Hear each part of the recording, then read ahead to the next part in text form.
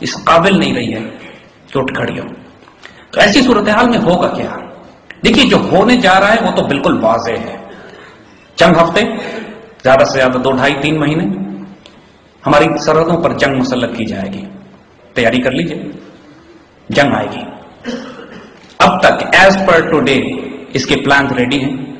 اس کو روکنے کا صرف ایک طریقہ ہے کہ پاکستان میں حکومت کو تبدیل کر کے ایسی حکومت لائی جائے جو دانت توڑ جواب دے دشمنوں کو، اور واضح کر دے کہ اگر تم نے پاکستان کی طرف میلی نگاہ سے دیکھا تو پوری قوم قربانی دے کر یہ فیصل جنگ شروع تم کرو گے، ختم ہم کریں گے پھر.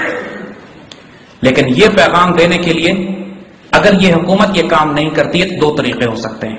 ایک تو یہ کہ عوام الناس کا غصہ پھر اس مقام پر پہنچے، جلال اس مقام پر آئے کہ پھر سڑکوں پہ نکال کے سول ڈس اوبیڈینس موومنٹ ہو رہا ہے کو نکال باہر کیا جائے. دوسرا طریقہ جو شارٹ کٹ ہے، اس کے لیے صرف پنڈی جانا پڑتا ہے تھوڑی دیر کے لیے، لیکن اس طریقے پہ بھی اس حکومت کو ہٹایا جا سکتا ہے. اس حکومت کے ہوتے ہوئے اگر جنگ ہوئی ہمیں شدید نقصان اٹھانا پڑے گا. لیکن ایک بات یاد رکھیے گا، نقصان اٹھانا اور بات ہے، ملک ٹوٹنا اور بات ہے، دین و آبرو سے ایمان سے چلے جانا اور بات ہے. انشاءاللہ اس میں سے کچھ بھی نہیں ہوگا.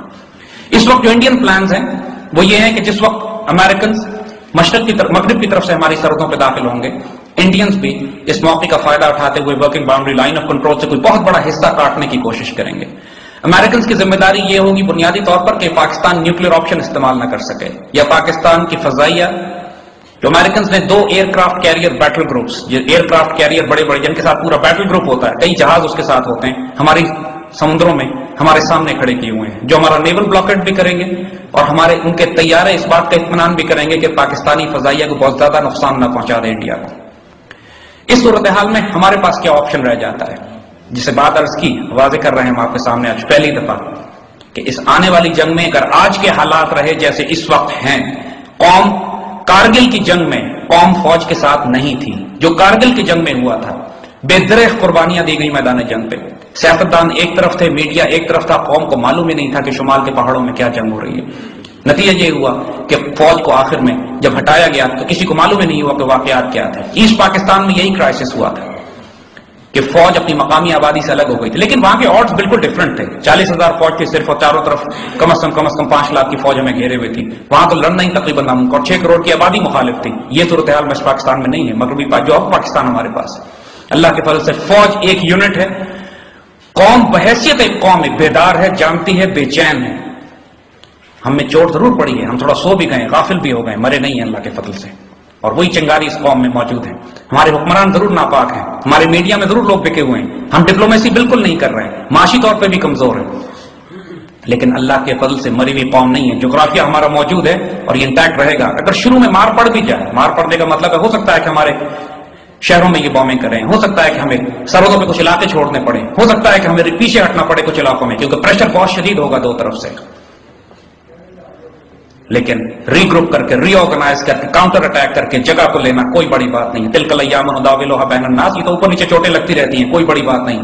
یہاں پہ قوموں کے حوصلے بلند ہونے چاہیے. جو قوم زندہ ہوگی جیتے گی آخر میں وہی قوم جس کے حوصلے بلند ہوں گے، جس کو اپنی فتح پہ یقین ہوگا، جس کو اپنے اللہ پہ بھروسہ ہوگا، اور جو اس یقین کے ساتھ جائے گا کہ ہم نے 47 کا بدلہ بھی لینا ہے اور 71 کا بدلہ بھی لینا ہے، ہم ایک ایک خون کا حساب لیں گے.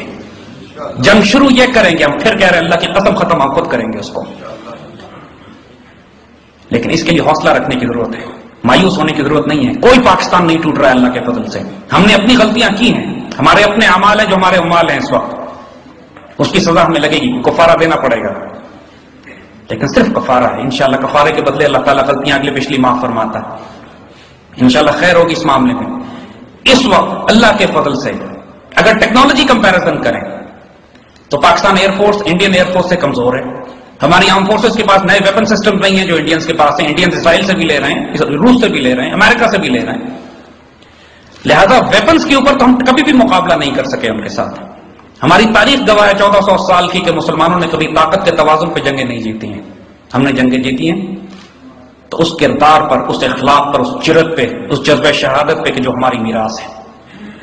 ایک عجیب و غریب واقعہ آپ کو تاریخ اسلام کا سناتے ہیں. سیدنا خالد بن ولید رضی اللہ تعالیٰ عنہ جنگ یرموک سے پہلے اب یہ سوچیے گا کہ مسلمان ملت کے اعلیٰ ترین بیٹل فیلڈ کمانڈرز وہاں، وار اسٹریٹجسٹ وہاں موجود ہیں، حضرت ابو عبیدہ بن جراح، حضرت زرار، حضرت خالد بن ولید رضی اللہ تعالیٰ. جنگ یرموک چل چکی ہے. سیدنا خالد کہتے ہیں کل میں جا کے ان عیسائیوں کا فیصلہ کر دوں گا. ایک لشکر تھا عیسائیوں کا ایک طرف، 60,000 اس کی فوج تھی. تو سیدنا خالد سے جب پوچھا گیا کہ آپ کا بیٹل پلان کیا ہے، کل آپ جا کے کیا کریں گے ان کے ساتھ، کہتے میں 30 مجاہد لے کے جاؤں گا اور 60,000 پہ حملہ کروں گا. اب اگلے کیا جواب دیتے ہیں؟ خالد آپ کا پلان ٹھیک نہیں ہے، اس کو ٹھیک کریں. خالد نے ٹھیک ہے آپ مشورہ دیجئے. کہتے ہیں 30 کم ہے، 60 لے جائیے. اور یہ امت کے اعلیٰ ترین اسٹریٹجسٹ ہیں. نعوذ باللہ، یہ کوئی ایسی بات نہیں کر رہے تھے، کچھ تھا ان کے پاس جس کے تحت یہ بات ہو رہی تھی. اور پھر اگلے دن تاریخ نے دیکھا کہ 60 مجاہدین نے 60,000 کے لشکر کو پیچھے ہٹایا. تاریخ میں ایسی واقعات مثالیں نہیں ملتی. ہم انہی کی اولادیں ہیں اللہ کے فضل سے. ہمارے نام بھی تالے خالد، ٹیپو اور صلاح الدین ہیں. وہی ورثہ، وہی میراث ہمارے پاس ہے. اور اللہ کے فضل سے انشاءاللہ ہم اپنے آباء و اجداد کی انہی روایتوں کو دوبارہ زندہ کر کے دکھائیں گے انشاءاللہ. یہ پاکستان اللہ کی امان میں ہے. یہ جو کچھ بھی ہو رہا ہے ہمیں اپنے حضور صلی اللہ علیہ وسلم کی اس حدیث پر ایمان کی حد تک یقین ہے. دیکھیے امتحان سے پہلے اگر رزلٹ بتا دیا جائے کہ اس پرچے میں آپ نے 100% نمبر لے کر آنے، پھر پرچے کی ٹینشن کم ہو جاتی ہے. ہم آپ کو اس جنگ کا نتیجہ پہلے حضور صلی اللہ علیہ وسلم کی حدیث مبارکہ کی روشنی میں بتا دیتے ہیں کہ یہ غزوہ ہند کا آغاز ہوگا اور غزوہ ہند کا انجام ہندوستان کے مسلمانوں کے دوبارہ غلبے میں آنے پہ ہوگا. یہ حضور کی حدیث ہے. جس طرح قسطنطنیہ کی حدیث جس پر مسلمان 900 سال تک اپنی ملٹری کیمپینز بلڈ کرتے رہے، لتفتحن القسطنطنیہ فنعم الامیر امیرھا نعم الجیش ذالک الجیش. حضرت عمر رضی اللہ تعالیٰ عنہ کے دور سے لے کر سلطان محمد فاتح تک 1453 میں قسطنطنیہ پر مسلسل حملے کیے جاتے رہے اسے ایک حدیث شریف کو پورا کرنے کے لیے کہ قسطنطنیہ لازماً فتح ہوگا، وہ فوج بھی جنتی ہوگی، اس کا امیر بھی جنتی ہوگا. اور دوسری حدیث حضور صلی اللہ علیہ وسلم نے غزوہ ہند کے حوالے سے فرمائی ہے کہ یہ فوج جو کیپچر کرے گی انڈیا کو، پھر یہ پلٹ کے جائے گی اسرائیل کے خلاف فلسطین میں، اور یہ ہونا باقی ہے، بھی ہوا نہیں ہے. اور انشاءاللہ اس جنگ کے شہداء افضل الشہداء ہیں اور اس جنگ کے غازی اعلیٰ ترین غازی ہیں. اللہ نے یہ نصیب پاکستانی قوم کے حق میں رکھا. اپنے نصیب کو ضائع نہ کیجیے گا. ہم نے غلطیاں کی ہیں لیکن یہ توبہ اور استغفار کا وقت بھی ہے اور جرأت و دلیری کا بھی. اللہ سے دعا کیجیے، جنگ طلب نہیں کرنی چاہیے لیکن جب وہ آ جائے پھر پیٹ بھی نہیں دکھانی ہم نے. اللہ کی امان اور عافیت میں رہیں انشاءاللہ. اللہ پاکستان کا حامی و ناصر ہو. السلام علیکم و رحمۃ اللہ.